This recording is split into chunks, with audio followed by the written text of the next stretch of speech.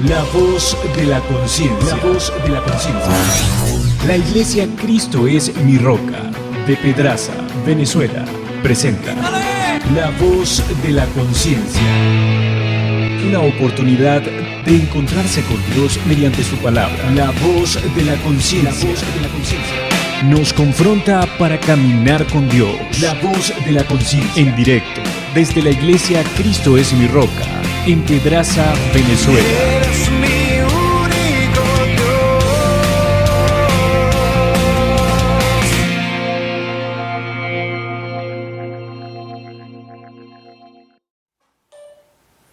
Buenos días, el Señor les bendiga y la paz de Él esté guardando su corazón cada día. Es mi mayor deseo para usted. Continuamos con este tema que iniciamos la semana pasada sobre los sucesos o los acontecimientos de los últimos tiempos. Hoy tengo titulado el tema A la final trompeta, y quiero invitarle que leamos primera a los Corintios 15, 51 y 52, que dice así: He aquí os digo un misterio, no todos dormiremos, pero todos seremos transformados en un momento. Curiosamente ahí aparece en griego la palabra átomo, lo que dice en un tiempo muy pequeño, micro tiempo, en un momento, en un abrir y cerrar de ojos, a la final trompeta, porque se tocará la trompeta y los muertos serán resucitados incorruptibles y nosotros seremos transformados. A la final trompeta, habrá un toque de trompeta. Primera Tesalonicenses 4:16, porque el Señor mismo, con voz de mando, con voz de arcángel y con trompeta de Dios, descenderá del cielo. En el libro de Números encontramos registradas unas instrucciones que Dios le da a Moisés y le manda a fabricar unas trompetas de plata, con la cual iban a ser utilizadas para convocar a la nación de Israel, al pueblo de Dios, en una gran asamblea, y también servía para movilizar el ejército de Dios.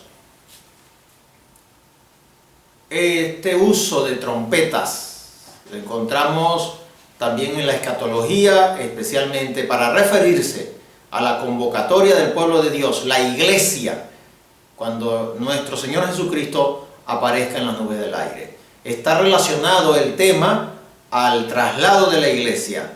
Ese es el tema. Muchas personas se asustan cuando se trata del futuro. El futuro está asustando a muchas personas. Incluso no quieren ni hablar acerca de este tema del futuro. Les parece sombrío.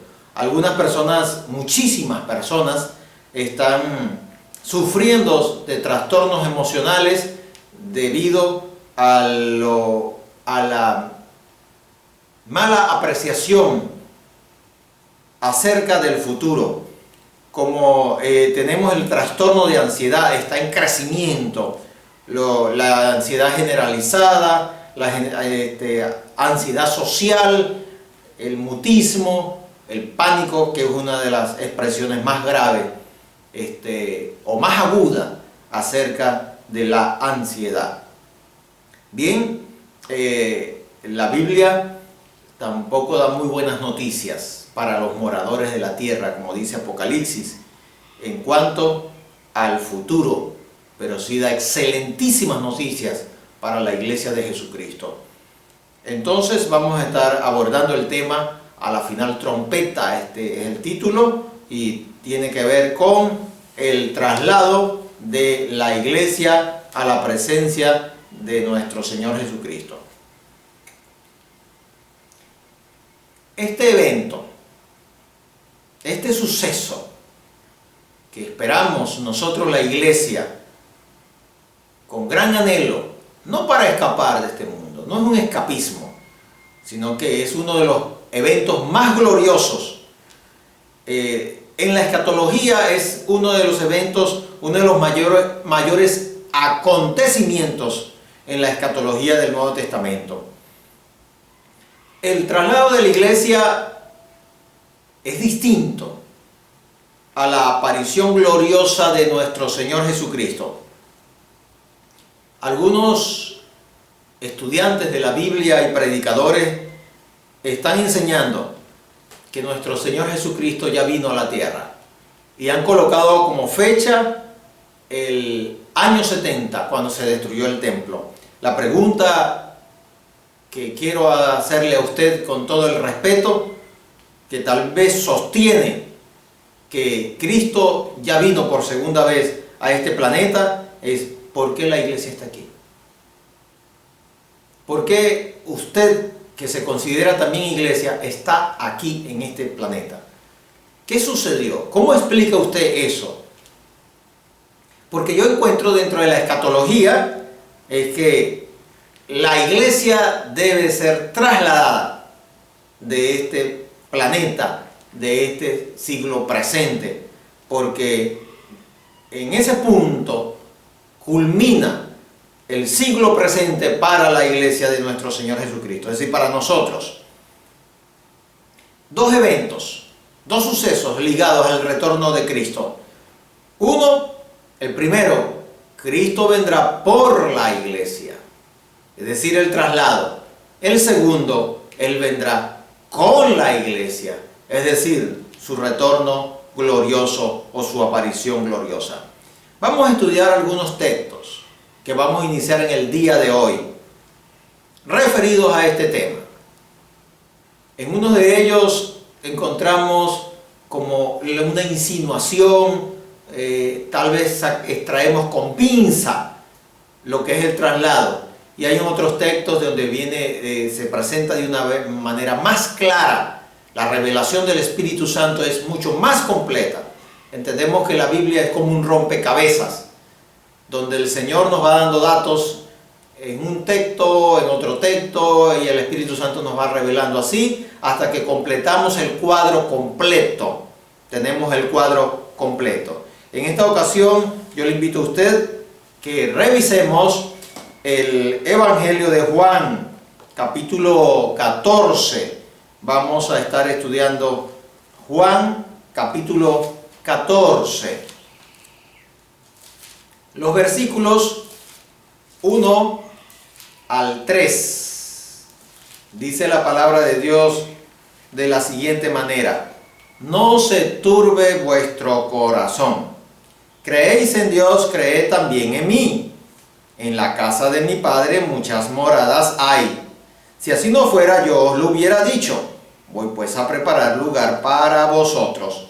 Y si me fuere y os prepararé el lugar, vendré otra vez y os tomaré a mí mismo, para que donde yo estoy, vosotros también estéis.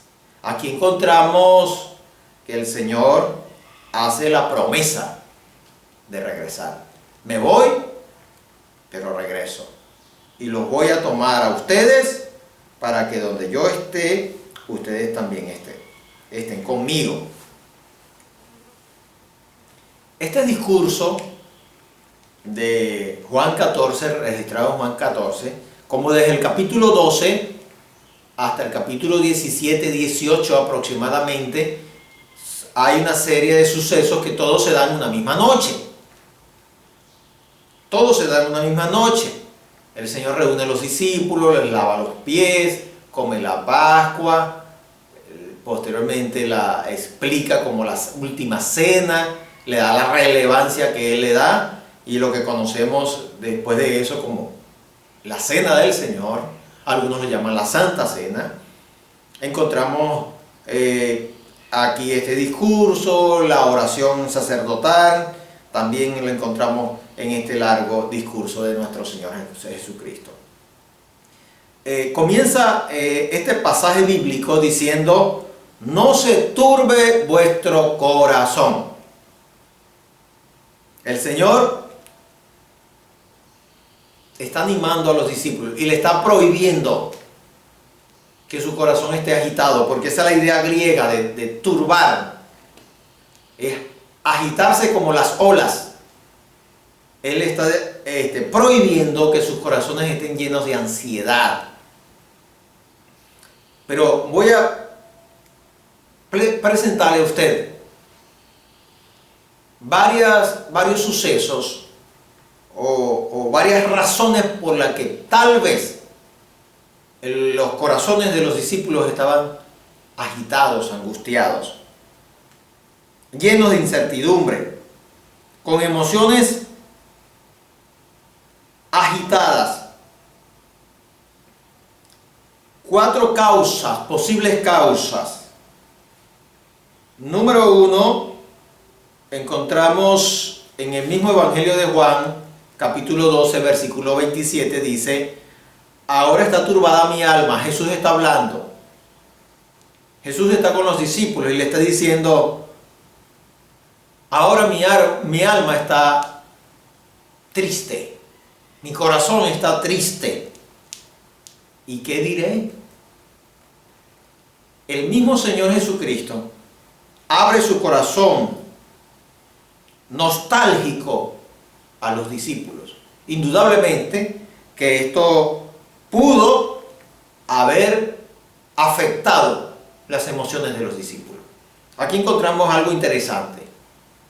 Jesús revela su humanidad. 100% hombre, 100% Dios. Usted sabe que así es Jesús. Dios hecho hombre, hecho carne. Aquí revela su humanidad, su tristeza, un corazón nostálgico.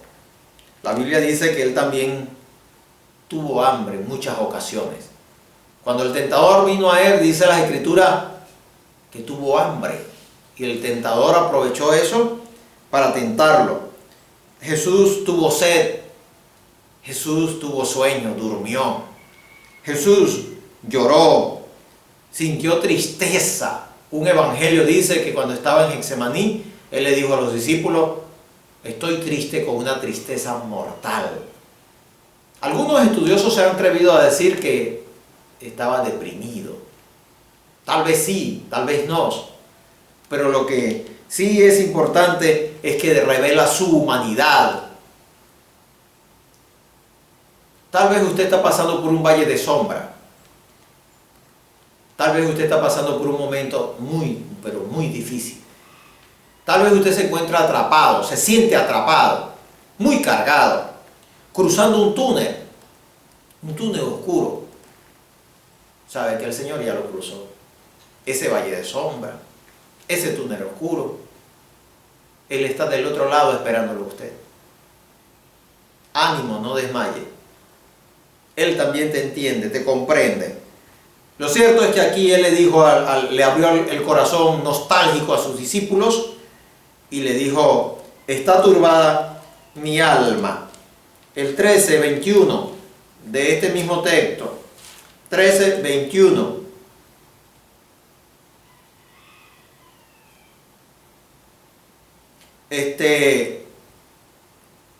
Encontramos al Señor diciendo lo siguiente: habiendo dicho Jesús esto, se conmovió en espíritu y declaró y dijo: de cierto os digo, que uno de vosotros me va a entregar. Les dijo, reunidos con los discípulos: uno de ustedes es un traidor. Mire, él acababa de abrir su corazón nostálgico. Ahora le dice esto: uno de ustedes es un traidor. ¿Sabe? Ellos habían estado 3 años juntos. No domingo tras domingo, sino diariamente. Se habían vuelto un grupo homogéneo, un grupo entrelazado, vinculado, un grupo de altos panas, de una amistad estrecha, muy estrecha. Pero ahora les dice que uno de ellos le va a vender, le va a traicionar, le va a entregar. Se dice que se ha descubierto esto, que existen 5 heridas profundas, emocionales, del alma. Entre ellas está la humillación. Cuando una persona experimenta la humillación, esto deja una herida profunda en el corazón de esa persona, sobre todo si es humillado en público, si otros se burlan de él, se ríen de él. La humillación, el rechazo, es otra de las heridas profundas en el alma. Cuando padres tienen hijos preferidos o favoritos, los que no quedan en esa lista se sienten rechazados, experimentan el rechazo. O cuando una madre piensa y planifica el aborto de su hijo, pero sin embargo él nace, también experimenta la herida del rechazo. Son distintas maneras de experimentar esta herida, la herida del rechazo. Otra de las heridas es la herida del abandono. Cuando alguien es abandonado, tal vez por su pareja, tal vez por un amigo. Hay distintas maneras de experimentar el abandono. También esta persona sufre una profunda herida en su alma, heridas que son difíciles de sanar. Otra de las heridas es la herida de la traición. Esta herida que menciona nuestro Señor Jesucristo acá.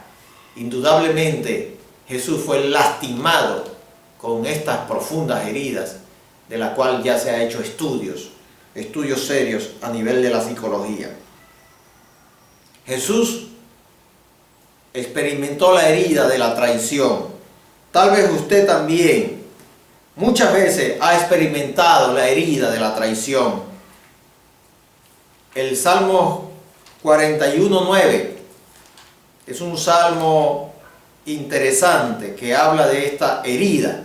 Es un salmo que tal vez es también profético, tal vez apuntaba a nuestro Señor Jesucristo. Dice el versículo 9, Salmo 41:9, aún el hombre de mi paz, en quien yo confiaba, el que de mi pan comía, alzó contra mí el calcañar. Mi mamá suele usar un refrán, un dicho. Ella es una mujer con muchos dichos populares. Y cuando ella se refiere a personas que le da confianza, ella dice que es la persona que suele entrar a la casa y destapar las ollas de comida, entrar a la cocina y quitar las tapas. Cuando ella se refiere a ese tipo de personas, ella se refiere a personas que son de gran confianza en la familia. Viene esto a mi mente cuando el salmista dice, el que de mi pan comía, al que yo le brindé la suficiente confianza. Así hay muchas personas que en nuestra familia le hemos dado demasiada confianza y han entrado hasta los lugares muy privados de nuestra familia, de nuestro hogar, como los dormitorios, como la cocina. Mi papá cuidaba eso, la cocina. Él no permitía que el extraño entrara allí, sino personas de confianza. E incluso han violado a nuestros hijos. Esas personas de confianza han abusado sexualmente de nuestros hijos. Y esto impacta al sobreviviente del abuso, porque lo silencia con la confianza que le tiene la familia. Le dice, no te van a creer. Por eso quiero invitarte, tener mucho cuidado en tu hogar. No volverte un paranoico, pero sí tener mucho cuidado. Lo cierto es que aquí había un hombre de confianza, a quien el Señor le había entregado la tesorería, la administración económica del grupo. Él sabía que lo iba a traicionar por ser Dios mismo, pero le había dado la confianza, la amistad, lo llamó amigo. En este mismo Evangelio, capítulo 15, está reunido y les dice, ustedes son mis amigos. El Evangelio de Mateo dice que cuando el traidor venía y le dio el beso de la traición, Jesús le dijo, ¿a qué vienes, amigo? No le retiró la amistad. Es importante esto. Tal vez usted ha sido traicionado. Tal vez usted ha experimentado la traición, esta herida. Muchos esposos o esposas, maridos y mujeres, lo experimentan de parte de su pareja. Quedan profundamente lastimados. Lo importante es que Jesús le dijo esto a los discípulos, indudablemente le conmovió el corazón a los discípulos. Estoy seguro de eso. Por eso él más adelante tuvo que decirle, no se turbe vuestro corazón. 13:33 del Evangelio de Juan. Hijitos, aún estaré con vosotros un poco. Me buscaréis, pero como dije a los judíos, así os digo ahora a vosotros, a donde yo voy, vosotros no podéis ir. Se estaba despidiendo. Les dijo, los voy a dejar. Aquí en Venezuela, muchísimas familias han experimentado el duelo migratorio. Cuando un miembro de la familia, querido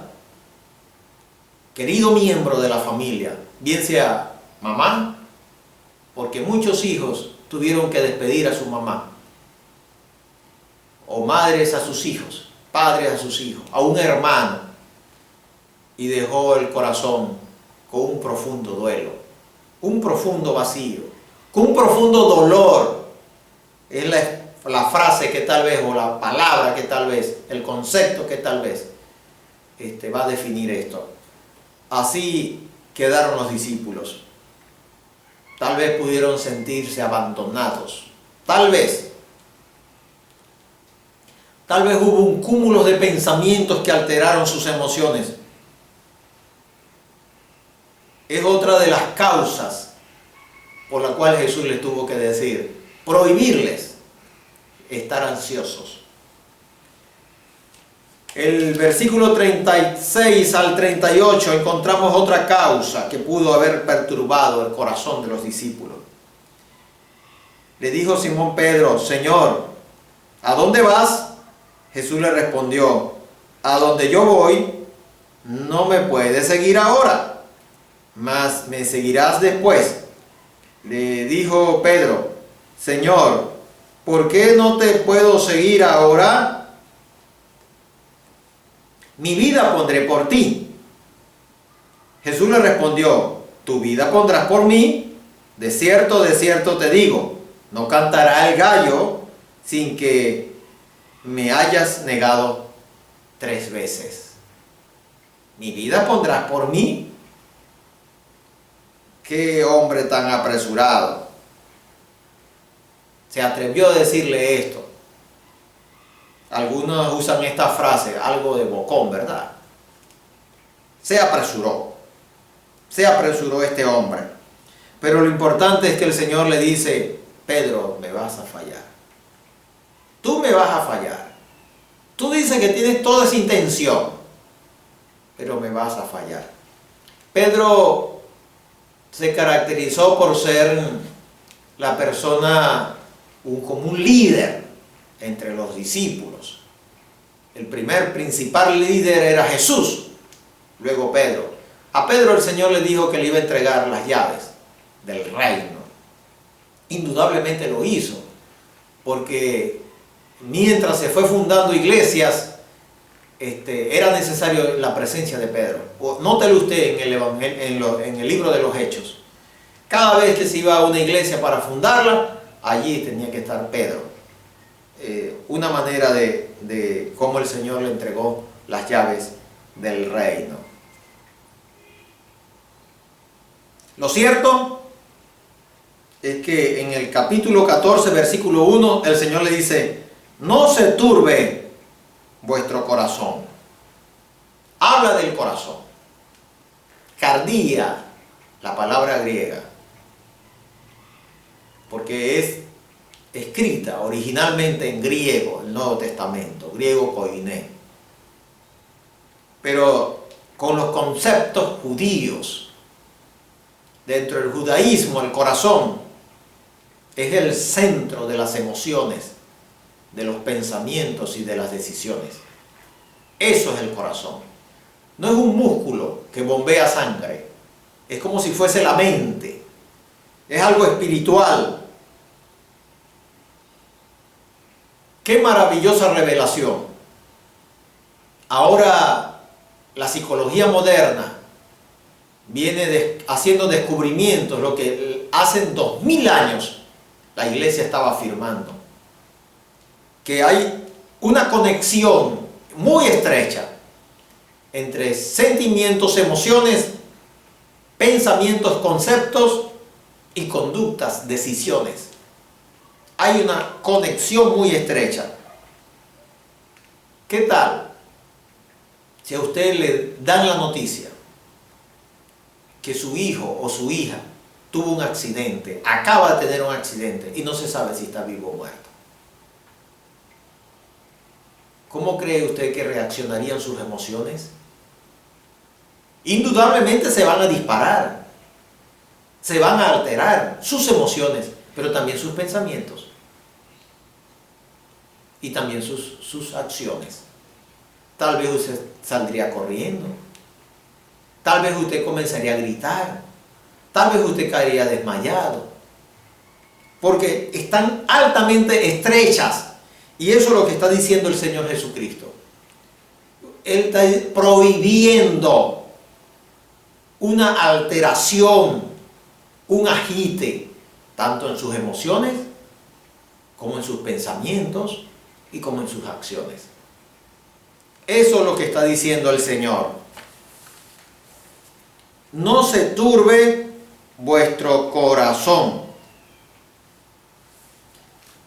Pero es interesante, él da la solución aquí.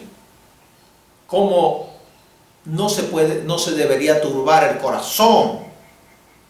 ¿Cómo no se debería turbar? ¿Cuál es la vacuna que él da? Creer. Creéis en Dios, creed también en mí. ¿Sabe usted que la fe no consiste en un credo, en una doctrina? Muchos de ustedes tienen una doctrina, tienen un credo y piensan que eso es su fe. Pero la fe bíblica descansa en dos cosas. Número uno, un objeto. Descansa en un objeto que se llama Dios, que tiene una personalidad, que tiene una naturaleza, que tiene unos atributos. Ahí descansa. Dios trino, Padre, Hijo y Espíritu Santo. Allí descansa en su naturaleza. Por ejemplo, la Biblia revela que Dios es bueno.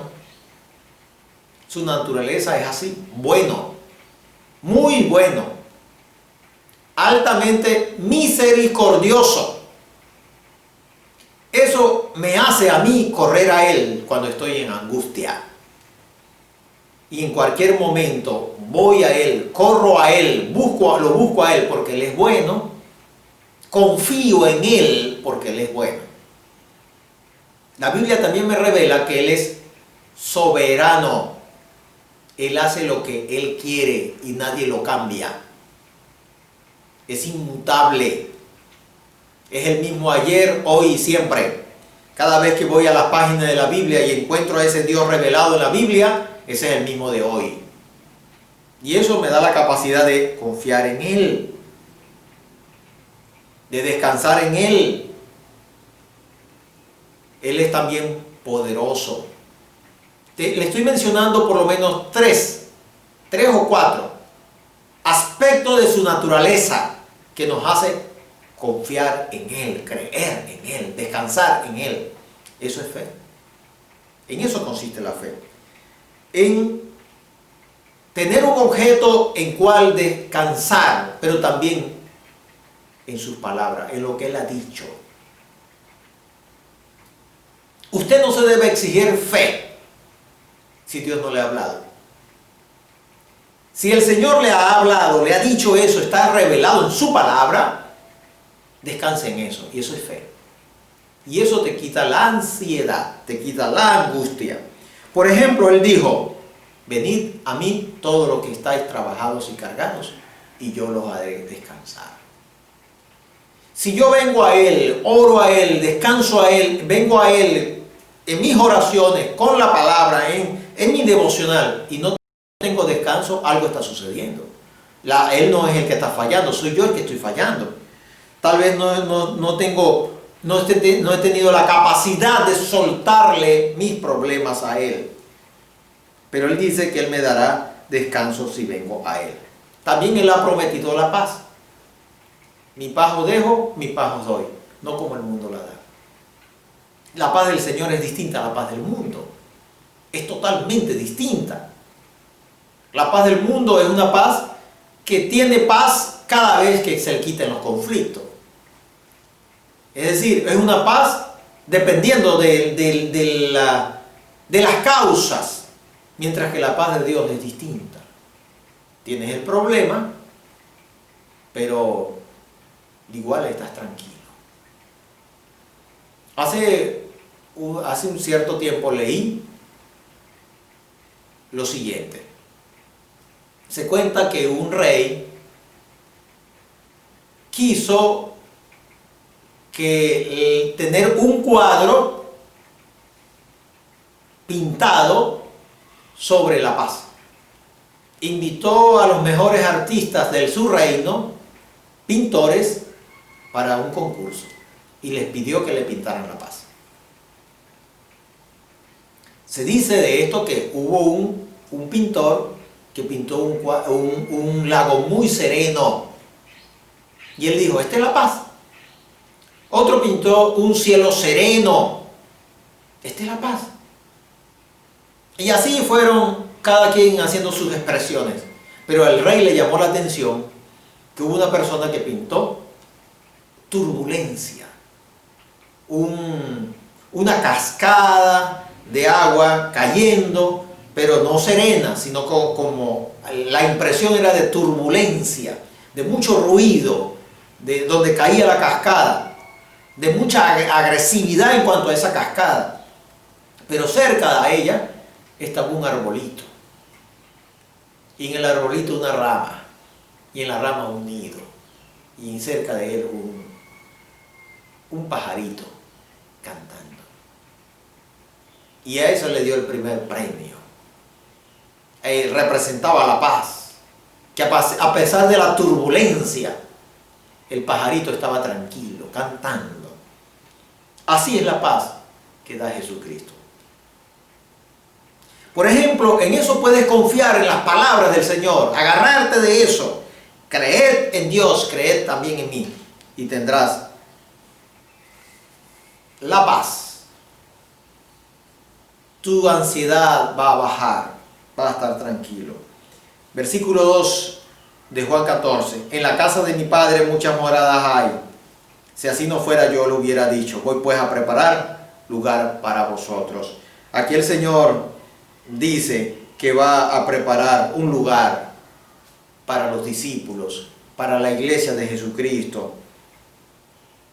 Y da la razón, una de las razones por la cual Él se va. Él le dijo, me voy, pero una de las razones por las que me voy es porque voy a prepararles un lugar a ustedes. El capítulo 14, 15 y 16 da varias razones por las cuales Jesús se va. Otra razón es que si Él no se iba, no podía enviar al Espíritu Santo, el otro Consolador. Él promete al Espíritu Santo. Versículo 3. Y si me fuere, yo prepararé el lugar, vendré otra vez. Promete su retorno a este planeta. Vendré otra vez. Algunos sostienen que Él vino en Pentecostés, cuando envió al Espíritu Santo. ¿Así sería su retorno? ¿Usted recuerda lo que el Señor, lo que la Biblia nos revela en Hechos 1:11? En Hechos 1 encontramos a Jesús resucitado. Se reunió a los discípulos, tuvo 40 días presentándosele. Y de pronto comienza a subir al cielo. Y los discípulos con la mirada puesta lo vieron irse. Y en eso se le presentan dos ángeles. Y le dicen a los discípulos, así como ustedes lo vieron subir al cielo, así vendrá otra vez. Y aquí creemos que Él vendrá de forma corporal, no a través del Espíritu Santo, sino Él mismo en persona. Él vendrá otra vez. Aquí encontramos la promesa. Y Él dice, y os tomaré, os prepararé el lugar, vendré otra vez, y os tomaré a mí mismo, para que donde yo estoy, vosotros también estéis. Es decir, los voy a tomar a ustedes, voy a venir por ustedes. Aquí encontramos entonces donde el Señor dice que vendrá por la iglesia, el traslado de la iglesia. Le invito a que hagamos oración. Te damos gracias, Padre, por tu palabra. Tu palabra es verdad, tu palabra es profunda, y porque nos recuerda esto y nos alienta que vendrás por nosotros. Estamos esperándote y te decimos, como te decía Juan, el escritor del Apocalipsis: oh Señor Jesús, ven pronto. Ven, Señor Jesús. Dios mío, gracias porque tú vienes por nosotros y vas a levantar a tu pueblo, a nosotros la iglesia, antes de que caigan los juicios sobre todo este planeta y sobre los moradores de la misma, de la tierra. Oramos en Cristo Jesús. Amén. Si usted no ha tenido un encuentro con Jesucristo, quisiera en este momento invitarlo a poner su fe en Jesucristo. Y de esa manera usted participar del traslado de la iglesia. Usted no es salvo por asistir a una iglesia, por oír unas predicaciones. Usted es salvo por tener un encuentro con Cristo en su corazón, en su mente, en sus pensamientos, en sus emociones, allí en lo más profundo de su vida. Si usted confía en que el sacrificio de Cristo que hizo en la cruz del Calvario es suficiente para el perdón de sus pecados, usted es salvo. Usted necesita creer en su corazón que el Dios Padre lo levantó de entre los muertos y decirlo con su boca, confesarlo con su boca, que Él es el Señor de su vida. La Biblia le asegura que usted es salvo. Yo le invito a hacer esto, de invitarlo a entrar a su vida, a su corazón. Usted puede hacerlo pidiéndole allí: Señor, creo que Jesucristo murió en una cruz para el perdón de mis pecados. Ven a mi vida. Confío en ti. Amén. No, la oración no es la que te hace salvo, sino tu fe. Te invito a adquirir una Biblia, te invito a orar todos los días y a tener contacto con otros cristianos. El Señor le bendiga.